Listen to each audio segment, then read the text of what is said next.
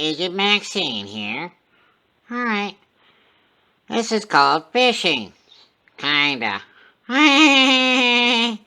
Well, see, we got the fishing poles, we got the fishing net, we got the tackle box, and we plan to go fishing and show, pretty pictures of the lake and hopefully a big fish. But, well, Dave's doing an upgrade to the channel, and he decided to get internet. Like Wi-Fi for the home. And he decided he wanted to be cheap and do, self-installation. That way you could save $50. Well, he had to wait around all day for the package to show up. And that killed most of the day. Alright, and then he tried to put it together. And that killed even more time. And now we're putting out Fun with Agent Maxine really late. Because David wanted to save $50. Well, the funny thing is Dave had a suspicion that the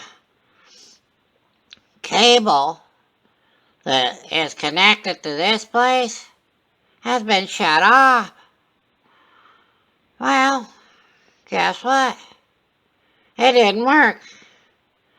So now he has to have the guy come out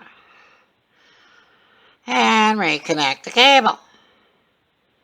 And end up spending the $50 anyway. Hey, don't I figure?